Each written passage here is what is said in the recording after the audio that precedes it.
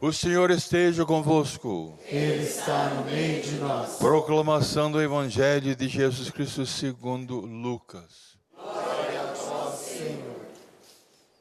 Naquele tempo, dizia Jesus aos chefes dos fariseus que o tinha convidado: quando tu deres o almoço ou um jantar, não convides teus amigos, nem teus irmãos, nem teus parentes, nem teus vizinhos ricos, pois esses poderiam também convidar-te, e isso já seria a tua recompensa.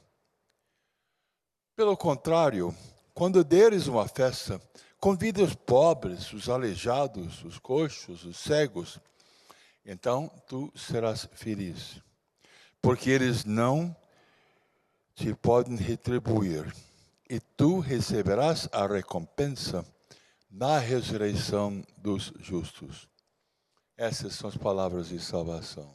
Glória a vós, Senhor.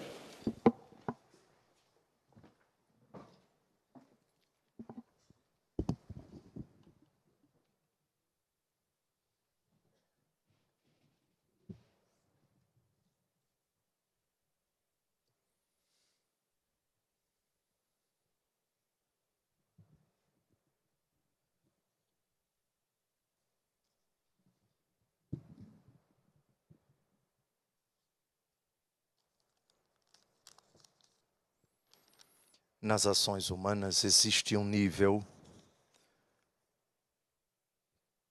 profundo absolutamente e igualmente absolutamente desconhecido para todas as pessoas, que é o nível da intenção, ou se nós quisermos, o nível do interesse.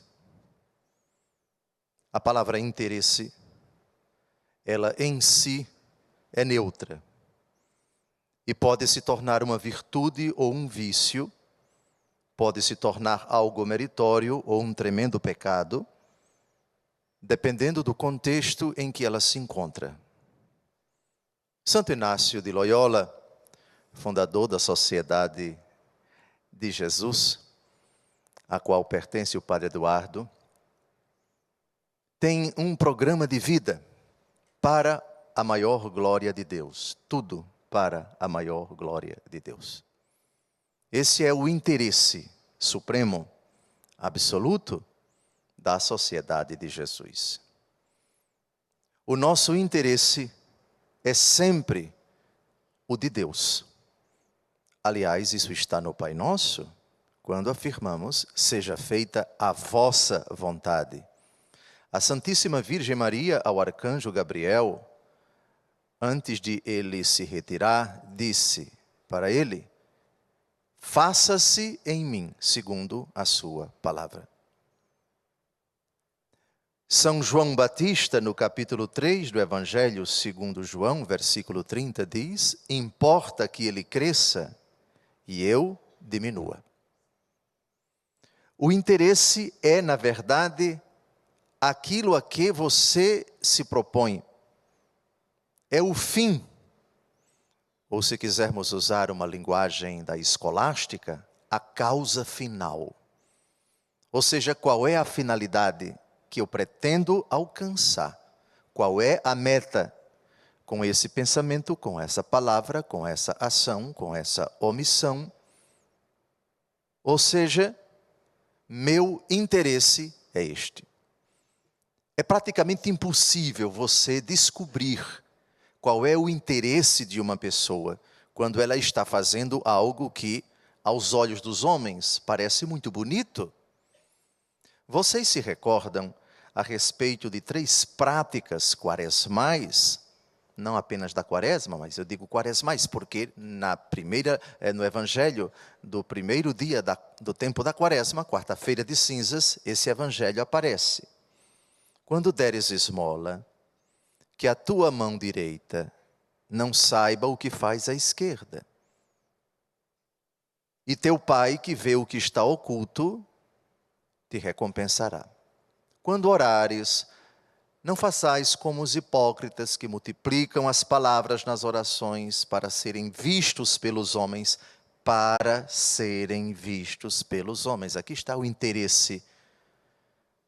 E Jesus corrige dizendo, quando orares, entra no teu quarto, reza em oculto, e o Pai que vê o que está oculto te recompensará. E depois, quando jejuares, não façais como os hipócritas, que apresentam um rosto sombrio para serem vistos pelos homens. Mas tu, quando jejuares, lava o teu rosto, para que ninguém saiba que estás a jejuar, e teu Pai que vê o que está oculto te recompensará. Mas por que essa digressão? Precisamente porque as leituras que nós acabamos de ouvir falam precisamente do interesse. Na primeira leitura que nós acabamos de ouvir, o apóstolo Paulo, dirigindo-se aos cristãos da cidade de Filipos, atual Grécia, diz: nada façais por competição ou vanglória, mas com humildade cada um julgue que o outro é mais importante, e não cuide somente do que é seu, mas também do que é do outro. Competição e vanglória às vezes apresentam sinais visíveis, mas nem sempre. Sobretudo quando o competidor não quer deixar rastros do seu interesse escuso, da sua vontade de ocupar o primeiro lugar, de buscar de forma ambiciosa uma determinada coisa. De repente até ele tem uma virtude bonita, ele faz algo para Deus, mas não para a glória de Deus, pois há uma diferença tremenda entre fazer o que Deus pede, mas, na verdade, ao se fazer o que Deus pede do ponto de vista material, você faz, ou diz, ou realiza de forma impecável, mas o interesse não é que Deus cresça e você diminua, como disse São João Batista em João 3, versículo 30. Mas é aquele desejo mórbido de aparecer, de ser aplaudido, de ser reconhecido, de ocupar os primeiros lugares. Perceberam o salmo que nós acabamos de ouvir? Eu não ando à procura de grandezas, nem tenho pretensões ambiciosas. Amados, se existe algo que fragiliza o reino de Deus, se existe algo que é um veneno sórdido, pérfido, um veneno letal, extremamente perigoso na obra de Deus, é a ambição, é a procura de grandezas, quando num festival de fogueira de vaidades, tudo o que é dito ou feito é para que a criatura apareça e não o Criador. O comichão que às vezes passa no coração das pessoas ao perceber alguém se destacando, alguém bem trabalhando, de forma por vezes desinteressada, e isso desperta nesses corações ambiciosos, nesses megalomaníacos, nessas pessoas que são verdadeiras ególatras, aquela raiva, aquela despeita, aquela inveja. E isso por vezes se traduz em discussões tão acaloradas, tão ridículas, tão patéticas dentro do corpo de Cristo que é a Santa Igreja. Competição, isso são palavras do apóstolo Paulo, vanglória e o oposto que é na verdade o remédio, nada de humildade, julgar o outro mais importante e cuidar-se não somente do que é seu, mas também do que é do outro. E aqui eu tenho que elogiar, dentro da igreja, aqueles que, sabendo que não são eternos, sabendo que estão ali, mas amanhã não estarão, porque chegará o dia em que eles precisarão pendurar a chuteira, apresentar a renúncia ao Papa, no caso dos bispos, ser transferido de uma paróquia para outra, no caso dos sacerdotes, também aqueles que estão chegando aos 75 anos, e heroicamente, aqui, por favor, o elogio rasgado e desmedido a esses heróis. E quero incluir também Vossa Reverendíssima, que não é eterno, e que um dia vai pendurar as chuteiras e vai passar a direção da século XXI para outros.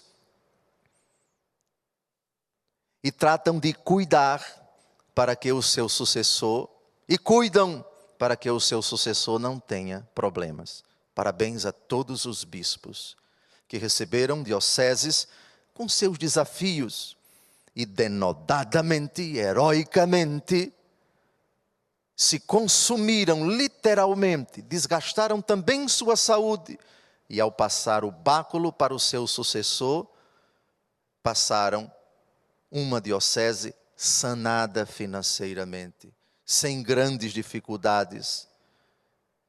Eu não posso, diante de Deus, entregar esse abacaxi ao meu sucessor. Aqui é questão de responsabilidade diante de Deus. Parabéns a esses bispos, parabéns a esses heróis, que jamais admitiram passar pela sua cabeça: eu vou levar o problema com a barriga e passá-lo para o meu sucessor. Não. Parabéns, irmãos bispos. Eu até hoje nunca tive uma diocese, eu sou bispo auxiliar. Mas quando um dia a igreja me der uma diocese, eu quero desde já, render graças a Deus e suplicar ao Senhor que recompense nessa vida e na outra esses bispos heróis, conscientes disto, que o outro seja considerado o mais importante e não cuide somente do que é seu, mas também do que é do outro. Já pensando no pós-renúncia, na pós-transferência, enxergar longe, homens de visão. Parabéns, senhores bispos, que pensaram e agiram, que pensam e que agem desta maneira. Da mesma forma, os párocos, que diante de Deus pegaram uma comunidade cheia de bênçãos, mas também com desafios, e já pensando precisamente nesse princípio do apóstolo Paulo: cuide não somente do que é seu, mas também do que é do outro. E mais, e não apenas pensando no seu sucessor, mas nos irmãos das paróquias vizinhas. Os movimentos de igreja que pensam não apenas nos seus interesses, mas no bem conjunto, no bem maior, na pastoral de conjunto, chamemos assim, da paróquia, no bem de toda a diocese, para além e contra qualquer espírito de competição, de vanglória, que estraga, que prejudica, que é verdadeiramente um desserviço para a obra de Deus. Senhor, meu coração não é orgulhoso, nem se eleva arrogante o meu olhar. Não ando à procura de grandezas, nem tenho pretensões ambiciosas. Como criança bem tranquila, amamentada, no regaço acolhedor de sua mãe.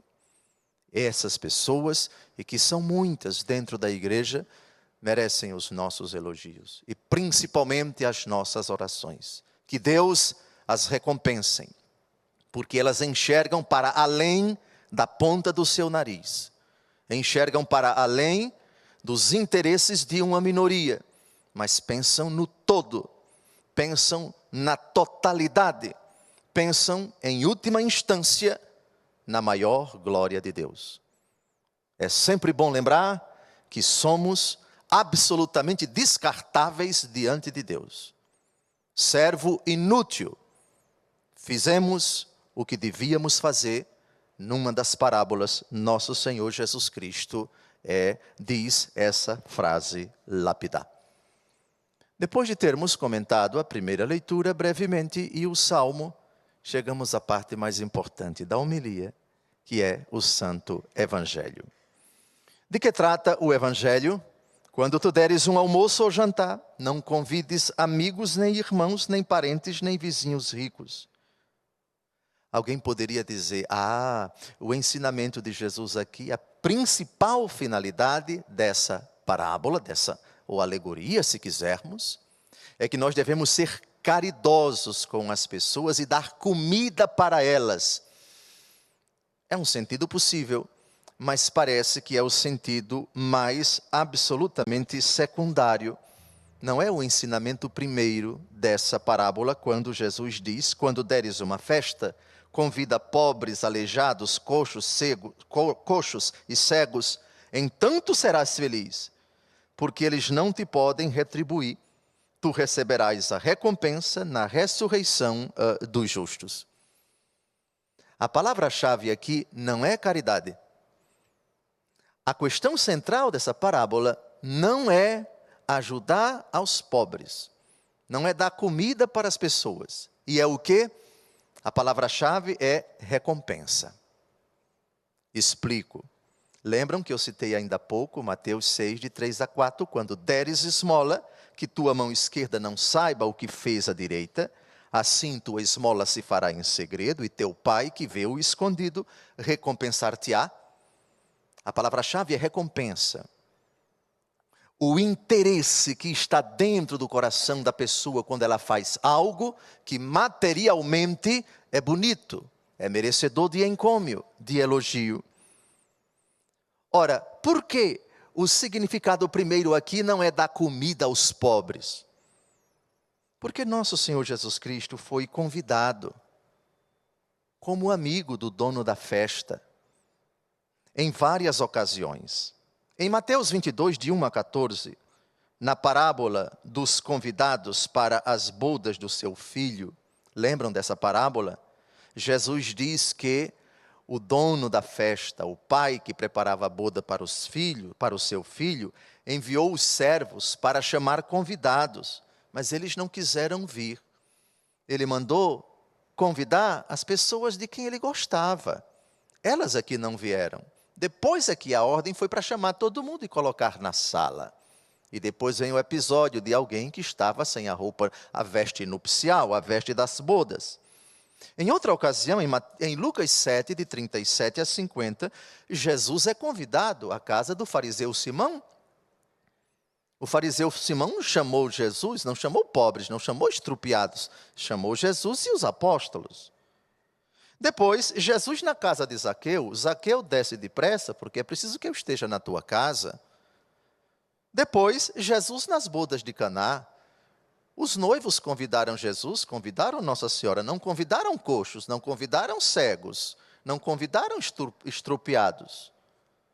Então não há contradição. Sabem por que não há contradição? Porque o significado primeiro dessa parábola que nós acabamos de ouvir, repito, quando deres um almoço ou jantar, não convides teus amigos, nem teus irmãos, nem parentes, nem vizinhos ricos, mas coxos, cegos, aleijados. Em que sentido? Qual é o sentido dessa parábola? Com a palavra Orígenes, um dos padres da igreja no século IV, no Egito. Em sentido espiritual, o que evita a vanglória chama os pobres a um convite espiritual, isto é, os ignorantes, para enriquecê-los. Pobre aqui no sentido de ignorante. Chama os débeis, ou seja, os aleijados, ou seja, os que têm a consciência prejudicada, para curá-los. Chama os coxos, ou seja, os que se afastam da reta razão, para que endireitem seus caminhos. Chama os cegos, ou seja, os que carecem da contemplação da verdade, para que vejam a verdadeira luz. E a respeito do que a parábola diz, eles não te podem retribuir, entende-se, que eles não souberam o que responder. Ou seja, a festa que nós devemos dar é a dispensação desinteressada da riqueza do alto em favor dos homens. Recebestes de graça, dai gratuitamente, diz Jesus em Mateus capítulo 10. Assim, quando a gente recebe esta graça, não deve dar a quem pode nos elogiar, a quem pode nos exaltar, a quem pode nos retribuir. Devemos ter consciência de que essa riqueza, esse tesouro que carregamos em vasos de argila, como diz o apóstolo Paulo, deve ser dispensado com o único interesse, a glória de Deus. Dou um pequeno exemplo. Diante de pessoas ignorantes, ou seja, diante de pessoas cegas, diante de pessoas coxas, diante de pessoas aleijadas, ou seja, diante de pessoas desprovidas da graça de Deus, vem um cristão católico e dispensa gratuitamente a riqueza que Deus lhe concedeu. E elas se sentem alimentadas, curadas, fortalecidas. Termina a missa ou termina a palestra, elas nem têm a oportunidade de agradecer ao pregador, ao confessor, ao diretor espiritual e vão para casa, mas vão tão felizes, porque experimentaram uma cura interior, uma dádiva do alto. Deus a enriqueceu, Deus a instruiu, Deus a iluminou. Então tu serás feliz, porque eles não te podem retribuir. Tu receberás a recompensa na ressurreição dos justos.